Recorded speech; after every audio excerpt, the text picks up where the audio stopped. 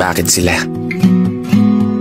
Ito isang tula para sa lahat ng mga taong palagi na lang kinukumpara ang sarili sa iba.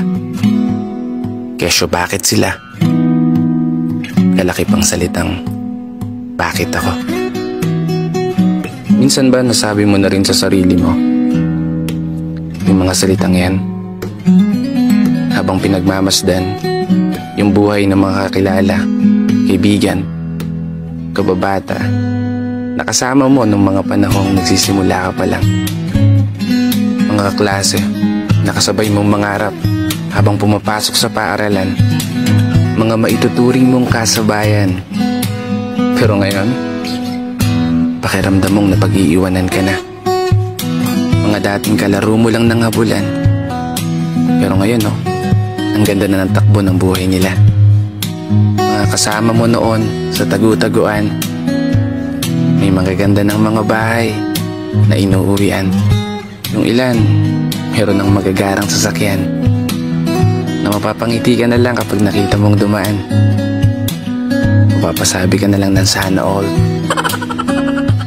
Pero deep inside, may halong lungkot at inggit kang mararamdaman. Papatanong ka na lang talaga, Lord, ako kaya kailan? Yung isang kaklase ko, pulis na. Teacher naman yung iba. May ilan din na naging negosyante. At nakakatuwang makita na nagbo-boom na yung business nila. Yung iba may kanya-kanyang sariling pamilya na. Taon-taon may binibinyagan. Samantalang ako, ito pa rin nagpapakamark. Tahimik lang. Nag-iisip, nagpaplano, naghihintay, nagbabakasakali. Hiraya manawari, harinaw ay mangyari. Mga pangarap at gusto na nilaan sa aking sarili, sila muna ang papalakpakan. Sa sunod ako naman. Una-unahan lang yan, ika nga ng ilan.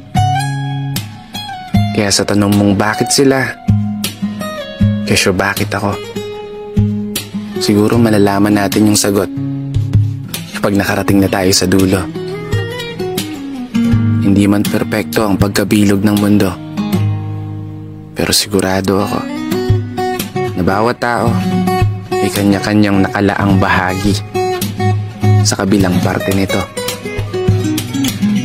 Kaya isang pagpupugay para sa lahat ng mga kapatid na motorista na patuloy sumasabay sa hamon ng buhay. Kita-kits sa finish line.